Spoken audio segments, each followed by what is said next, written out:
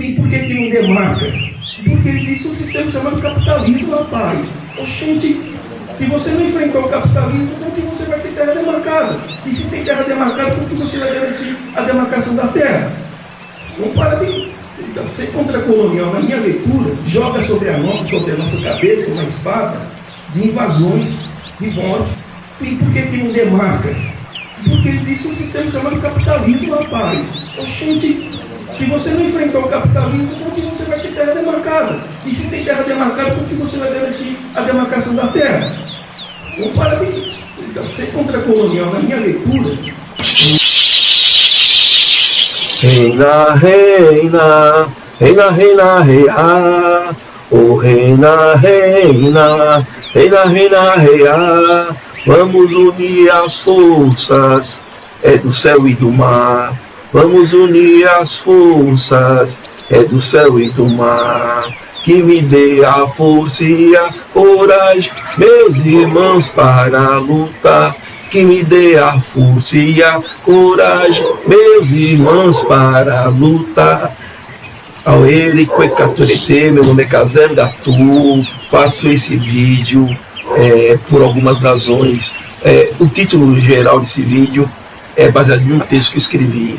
O texto tem o título que é "Para que serve mesmo as eleições e a institucionalização das pessoas e movimentos sociais se a voz rebelde contra o colonial capitalismo se domesticou ou se domesticar?"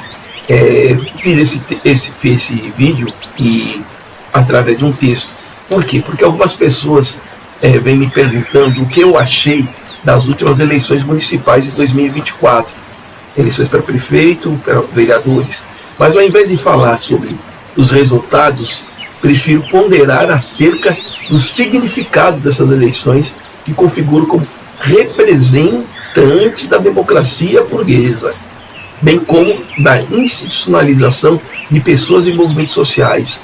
Pleitos eleitorais como esse, onde periodicamente o povo, nós, o povo, as pessoas, são chamadas para escolher os novos ou velhos administradores, às vezes capatazes ou feitores do capitalismo. Então repare no vídeo, você vai reparar que eu vou estar lendo um texto, esse texto foi um texto que eu produzi. Como ele ficou longo, resolvi torná-lo um vídeo. Se alguém depois desejá-lo, eu vou publicar no meu blogspot, que está lá o link no meu perfil do Instagram, Kazengatu, @Kazengatu. Se alguém quiser publicar depois esse texto que está escrito, estou lendo, ou lê-lo, o texto, é só me mandar uma mensagem ou lá no blog post que tem o texto na íntegra. O objetivo aqui é também enfrentar o silenciamento que se impõe a pessoas indígenas como eu e muitos de nós que não confiam na via institucional, estatal e eleitoral como única forma de emancipação dos povos originários e do povo no geral. Nós não confiamos nessa única forma. Indígenas que são naturalmente contracoloniais, contrários ao capitalismo e à exploração do homem pelo homem. Nós somos contra a devastação da natureza e que caminha e gostamos de caminhar para a construção de formas autonomistas de um outro mundo possível, que sempre digo por aí afora, que já existe, um outro mundo possível já existente. Sim, nós somos divergentes da institucionalização de pessoas e movimentos sociais, até porque historicamente o Estado brasileiro, antes mesmo de formar o Estado brasileiro, lá no período colonial, no colonialismo, antes de ser o Estado brasileiro, na colônia, depois no Império, depois da República, o Estado brasileiro se demonstra principalmente aliado do colonial capitalismo e de seus representantes, essa elite econômica e de poder que existe nesse país. Sabemos que a eleição de candidatos alinhados aos partidos da chamada esquerda pode até favorecer a implementação ou a implantação de políticas públicas de inclusão social e mesmo a luta por uma sociedade igualitária. Nós sabemos que a eleição de partido de esquerda pode aproximar essa perspectiva. Porém, também compreendemos que existe uma forte tendência, não só dos partidos, mas de alguns movimentos e de algumas pessoas, em institucionalizar pessoas e movimentos sociais, ocorrendo um distanciamento em relação às suas origens populares. Como vimos nas falas de muitos dos candidatos nessas últimas eleições, partidos e pessoas da chamada esquerda, e mesmo de ONGs, de fundações e de instituições, algumas delas, para serem eleitas, para ocupar esses cargos, justificam, afinam seus discursos e alianças e práticas aos grupos que possuem o poder econômico, os nossos inimigos históricos, né, que nos massacram, que não demarcam nossas terras, as terras quilombolas, que faz a população passar fome. Imagine, depois de eleitos, o que aconteceria com essas pessoas que, para serem eleitas, afinam esse discurso com essas camadas que estão no poder, que são à frente do poder econômico. Na verdade, nem precisa imaginar, basta ver como ocorre no atual governo, né? A lenta política de demarcação de terras originárias. Sei que agora há pouco, acho que 2 semanas, na semana passada, o atual governo demarcou algumas terras em São Paulo, mas em outras tantas terras, né? Então comemora essa demarcação de algumas terras, tem que comemorar, mas fica de vez em quando o apagamento das terras que ainda não foram demarcadas. Nesse país, e o fraco enfrentamento dos eleitos aos ataques feitos pela bancada ruralista aos direitos indígenas. Ontem teve o início da votação da PEC, acho que PEC 48, projeto de emenda constitucional, que quer colocar no artigo 231, 232 da Constituição as palavras de marco temporal, né? Então veja, isso. Então não estou falando de algo que estou imaginando. Se para ser eleito, para justificar sua posição numa instituição, uma fundação, você tem que se aliançar com pessoas que são nossas inimigas, qual o resultado disso?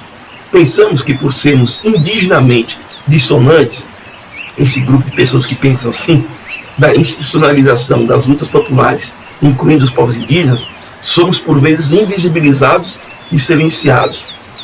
Pessoas que têm uma dissonância à institucionalização, a participar de fundações, de ONGs e do Estado, por vezes são invisibilizadas e silenciadas. Para alguns, até podem existir indígenas, candidatos, serem eleitos, participarem da política partidária, do Estado, de fundações e instituições. Então, aceita-se indígenas, candidatos a vereador, prefeito, deputado federal, até presidência da República, e aceita indígenas em cargos de chefia em instituições e fundações. Tanto é assim que se comemorou o aumento de indígenas eleitos, sem ponderar a quais partidos pertencem nessas últimas eleições, mas o que não se suporta é quando alguns de nós falamos de enfrentamento ao colonial capitalismo, a luta por uma sociedade igualitária. Indígena falando de luta por sociedade igualitária é insuportável no ouvido de algumas pessoas. Uma luta respeitando as diferenças e a natureza da construção de um outro mundo possível já existente em muitos de nós. Então, essas posturas, por vezes, se tornam insuportáveis no ouvido de alguns, assim como tenho feito nessa militância de vida, né? De vida, e como sou educador, né? Há mais de 30 anos, cada dia que eu entro na sala de aula, eu estou militando. Cada dia que eu faço uma palestra, entrar na militância por nossos direitos originários e para a transformação do mundo, uma sociedade igualitária. A luta indígena tem que estar vinculada à luta universal. Amigo, não dá para ficar insensível à luta, à guerra, ao massacre, ao genocídio, ao massacre que ocorre em relação ao povo palestino. Não dá para ficar quieto. Nós temos que nos manifestar. E por que não se manifesta? Porque há uma prisão institucional junto às fundações e instituições. Essa é a nossa leitura. Quando os meios tornam-se em si o objetivo final. Começamos assim com algumas inquietações. Para que serve participar de processos eleitorais, elegendo presidentes, senadores, deputados federais, governadores, deputados estaduais, prefeitos e vereadores? É uma pergunta. Quais os objetivos em participar das estruturas do Estado em seus diferentes níveis, municipal, estadual, federal? Para participar de instituições e fundações públicas e privadas. Para que serve? A pergunta é, os meios tornam-se em si o objetivo final? se não em ter muito claro quais são os objetivos finais, para que participar desse jogo eleitoral e de fundações e instituições?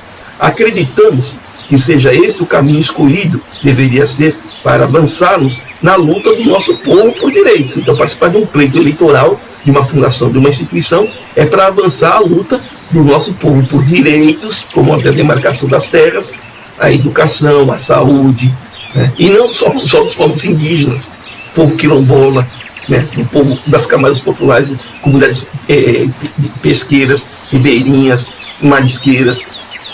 Ampliar as políticas públicas no sentido de melhorar as condições de vida da maioria.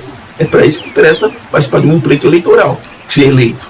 Mas, acima de tudo, construirmos a soberania popular rumo a uma sociedade igualitária. Assim, esse grupo de pessoas a qual eu pertenço, indígenas e não indígenas, pensam. Né? Nós temos que construir a soberania popular rumo a uma sociedade igualitária, respeitando as diferenças. Pensamos assim porque somos, com muita honra, indígenas e lutamos pela construção, consolidação de um mundo igualitário, considerando como essenciais as diferenças e a natureza. Algo que já existe. Pessoas, em certos lugares, na vida cotidiana e na alma de vários seres humanos e não humanos. Seres humanos indígenas e não indígenas e seres não humanos. É ver como a natureza, os seres da natureza, as folhas, as árvores, os rios, as águas, o vento, os bichos, eles vivem cotidianamente. Somos parte dos que lutam por um mundo onde cabe vários mundos. Estou ressaltando sempre isso.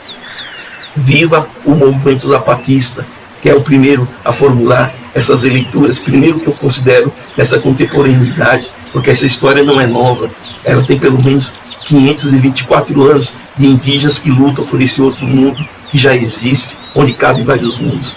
Realçamos que estamos falando de uma sociedade igualitária social e economicamente, respeitando as diferenças, as liberdades, quando não ferem os direitos coletivos individuais. Uma coletividade sem exploração de classe, da maioria por uma minoria, da qual nos sintamos como pertencentes à natureza e não donos dela. Um mundo não baseado na propriedade privada e no capital. Lutamos, isso sim, por um mundo germinado na existência de diferentes seres humanos e não humanos, tendo a igualdade social como um chão fértil. Finalidade de participar deveria ser de um pleito eleitoral, de uma instituição ou de uma fundação, de militar, de viver, né? E, em particular, nós indígenas, pela demarcação do nosso território. Mas também nós temos que pensar que não adianta demarcar a terra se boa parte do mundo estiver na miséria. Se boa parte das pessoas estiverem sofrendo genocídios, como sofrem os palestinos, povos da África, da Ásia. Alguns poderão dizer que isso é uma utopia. Ô, Casé, isso é uma utopia. Tem uma poesia de Dona Nivalda que dizia, ela falava, aqui tinha uma grande nação, descoberta pelos brancos, para nós invasão. Aqui não se acumulava nada, tudo era partilha. Hoje tudo é garantia, mas quem vive da igualdade não precisa de utopia. Pare de chamar isso de utopia como algo distante, pode chamar de sonho, até porque para muitos de nós indígenas, sonho é realidade, e a realidade é sonhar, e o sonho vira realidade, sendo ela própria. Reafirmamos que já existe esse outro mundo possível, sim, germinando, brotando, frutificando, em alguns lugares na forma de ser de muitos humanos e não humanos. Como que eu posso demonstrar que esse mundo já existe? Como que eu posso demonstrar que esse outro mundo já existe? Pondere você, pense aí, porque historicamente algumas comunidades como nós, povos indígenas, muitos de nós, aqui na Biaiala, em Pidoretama, como no mundo todo, e pessoas são combatidas, presas, mortas, silenciadas, invisibilizadas. O combate a pessoas que pensam assim é prática mundial, para que se imponha um código penal terrorista, como nós temos nesse país, defendendo os adoradores da propriedade privada, do capital, do lucro, da exploração humana e da natureza. É porque já existe esse outro mundo possível.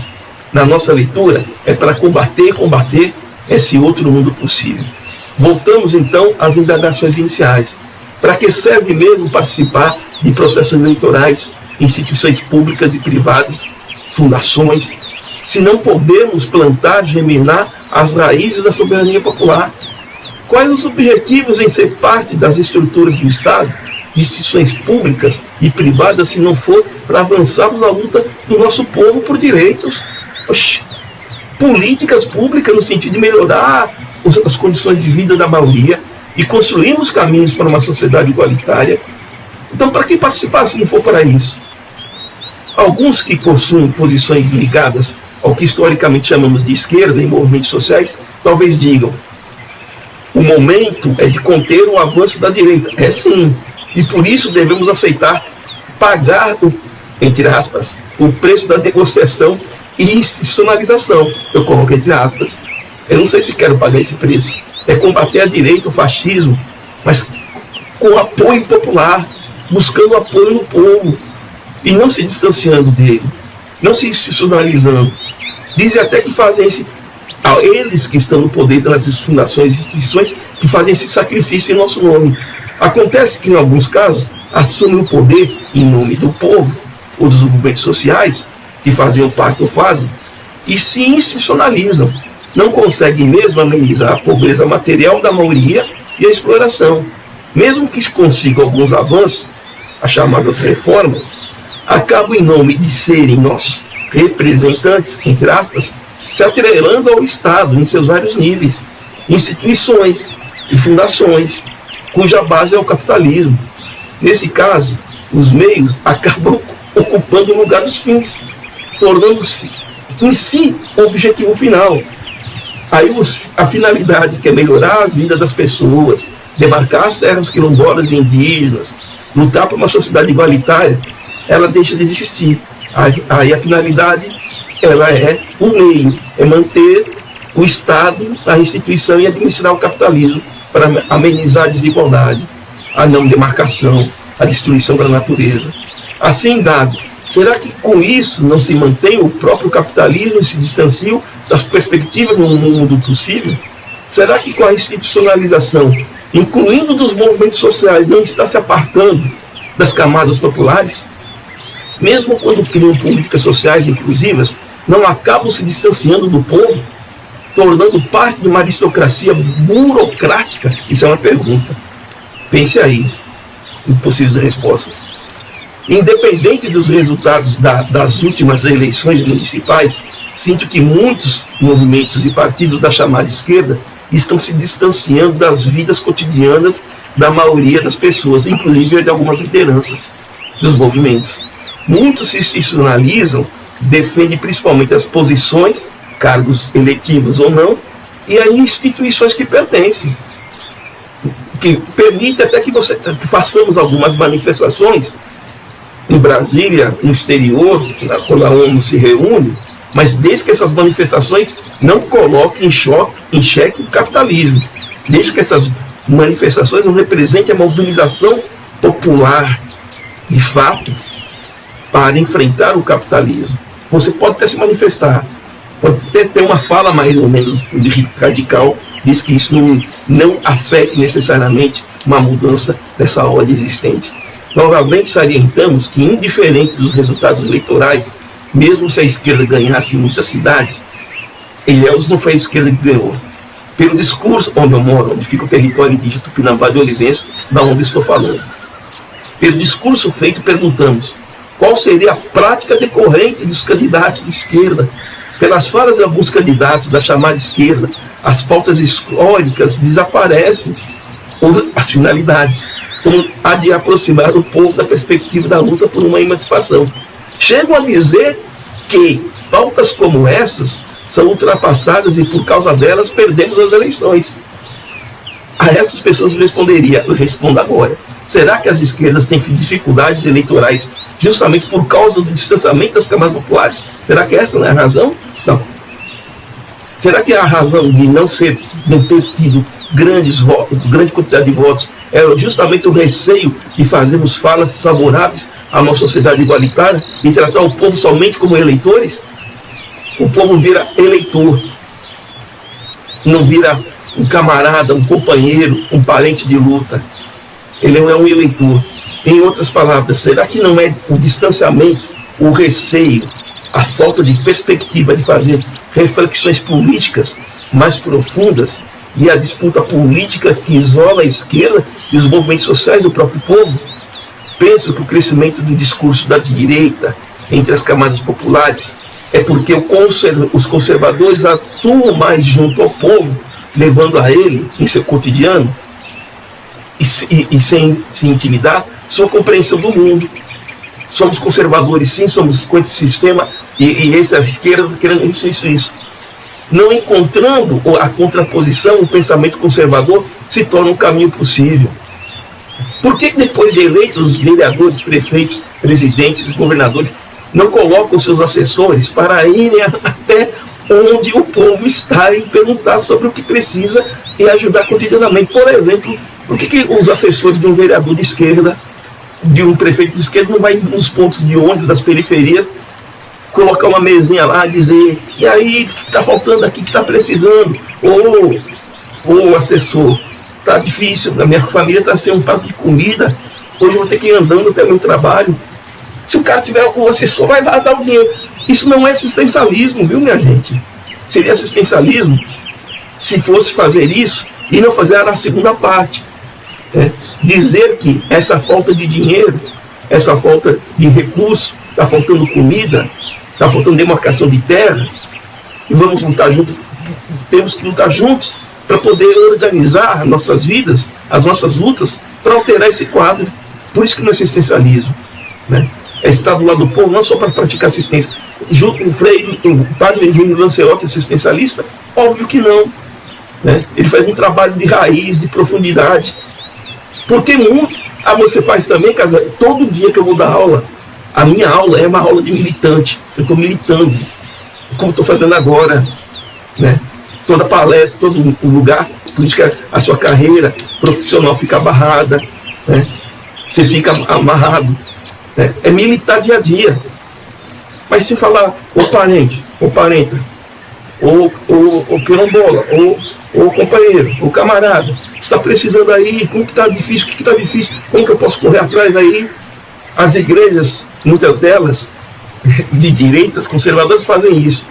O crime, por vezes, faz isso. Não estou falando em si de assistencialismo, mas estar junto com o povo em suas dificuldades cotidianas e, ao mesmo tempo, falando das razões profundas dessas dificuldades. Como professor há mais de 30 anos faço isso. Sempre quando entro numa sala de aula, é para fazer formação, né? É para fazer formação política. Precisamos, sim, de políticas sociais inclusivas, mas quando adubadas por reflexões dizendo que são paliativas e que somente a construção de uma sociedade de uma outra sociedade pode nos emancipar. O que vejo por vezes são pessoas dos partidos de esquerda e movimentos sociais institucionalizados assumindo mais um compromisso com o poder de seu sistema e deixando o povo nas mãos da direita do pensamento religioso conservador e do crime que atua cotidianamente. Ou seja, muitos são devorados pela institucionalização. Às vezes desejam mesmo serem devorados. Enquanto isso, as camadas populares ficam à deriva de pessoas conservadoras e do crime. No caso dos povos indígenas, mas estou questionando a seguinte coisa: será que enquanto isso as aldeias não estão sendo despolitizadas ou politizadas pelo conservadorismo, sem ter respostas definitivas, fazemos algumas ponderações acerca dos resultados eleitorais de 2020. Eu peguei os dados eleitorais de 2024, tá certo? E aí eu vou fazer essa seguinte leitura, para a gente ver se o conservadorismo está avançando. Conforme os dados apurados pela Articulação dos Povos Indígenas, a PIB, vou ler, entre aspas, em 2020 foram eleitos 236 indígenas, enquanto em 2024 esse número subiu para 256. Houve um crescimento no número de vereadores indígenas, de 2020, 214, 2024, 234, 2020, 198 vereadores, desses aí, 234, 198 vereadores e 36 vereadores. E vice-prefeitos, houve aumento, de 12 para 13, 9 vice-prefeitos e quase 4 vice-prefeitas. No entanto, o número de prefeitos... Então, houve aumento. No geral, houve aumento de número de vereadores e de prefeitos e vice-prefeitos indígenas eleitos. Ocorreram comemorações em relação a esses números, porque até a quantidade de candidaturas indígenas aumentou. De 2020 para 2024 aumentou 14,13% o número de indígenas candidatos. No entanto, é preocupante saber que, segundo os dados do Instituto de Estudos Socioeconômicos, INESC, a partir do Tribunal Superior Eleitoral, publicado no Jornal do Correio, quem são esses candidatos? 41,87% dos candidatos indígenas eram afiliados a partidos de direita, minha gente. Os partidos de esquerda tinham 44,42% das candidaturas desse público, e o restante, 17,71% do centro. Se eu somar os candidatos indígenas da direita, de partidos de direita, 41,87%, com os candidatos indígenas dos partidos de centro, 17,71%, ou seja, 59,58% dos indígenas foram candidatos por partidos que votam sistematicamente na Câmara Federal contra a pauta dos direitos dos povos originários e são contrários à busca de uma sociedade igualitária. Eu estou falando de 59,58%, quase é mais do que a maioria, né? E aí entra a questão da despolitização. Podemos até pensar que as disputas locais sobressaem aos debates que envolvem os direitos dos povos indígenas. Então o cara foi candidato por um partido conservador porque ele tinha mais chance de ser eleito como indígena naquele partido conservador. Aí você pode falar, não está correto? Então, pondere se isso não é uma despolitização, que de certa forma está fortalecendo um partido que vota no Congresso contra nós. Aí você pode falar, mas ele vai lutar dentro desse partido para que ele altere o voto. Será? Será que ele vai ter força suficiente? Mas isso em si já não seria uma forma de despolitização conservadora? Soma-se a isso a compreensão que alguns partidos de esquerda, mesmo dos partidos de esquerda, dizem defender os direitos ambientais indígenas, mas ao mesmo tempo respaldam e praticam agendas desenvolvimentistas que colocam em risco os territórios originários e a natureza. Práticas que resultam em incentivos fiscais, investimento para mineradoras, agronegócio, hidrelétricas, que agem em terras indígenas e reservas naturais.